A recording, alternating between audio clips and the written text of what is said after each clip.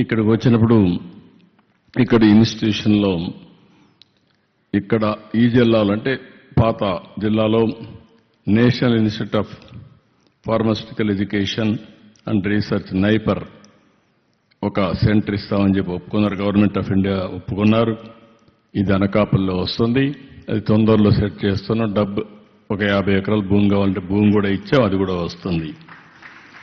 ఇంకొక పక్కన level 2 cancer centre 60 కోట్లతో ఇక్కడ కేజీహెచ్లో వస్తుంది. This is a good thing.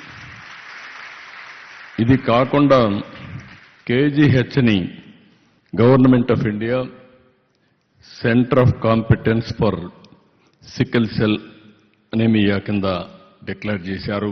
This is a good thing. ఇది కాకుండా ఇప్పుడే మీరందరూ అడుగుతున్నారు, ఈ యొక్క కేజీహెచ్ని ఒక సెంటర్ ఆఫ్ ఎక్సలెన్స్ తయారు చేయాలనేది మనందరి కోరిక. 100 సంవత్సరాలైంది. ఇది ఇంకా 100 సంవత్సరాల్లో ఇంకా ముందుకు తీసుకుపోవాల్సిన అవసరం ఉంది.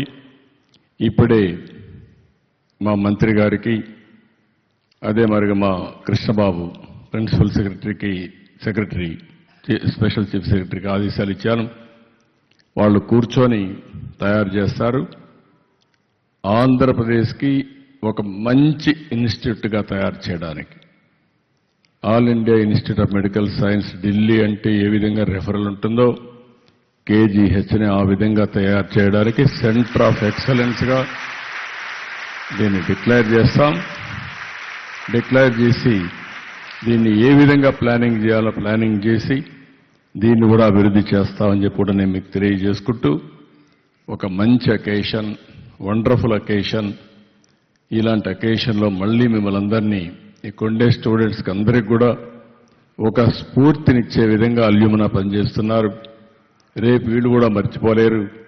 ఎందుకంటే అన్నింటికంటే ముఖ్యంగా పేషెంట్స్ పెడితే ఇంత ఇంపాక్ట్ రాదేం కానీ ఇక్కడ లైబ్రరీ కానీ లేకుంటే ఈ ఫెసిలిటీస్ కానీ స్టూడెంట్స్కి ఇచ్చినటువంటి కిందన ఆ సెంటర్ కూడా ఓన్లీ స్టూడెంట్స్ ప్లే ఒక రిక్రియేషన్ కానీ ఇవన్నీ పెట్టారు.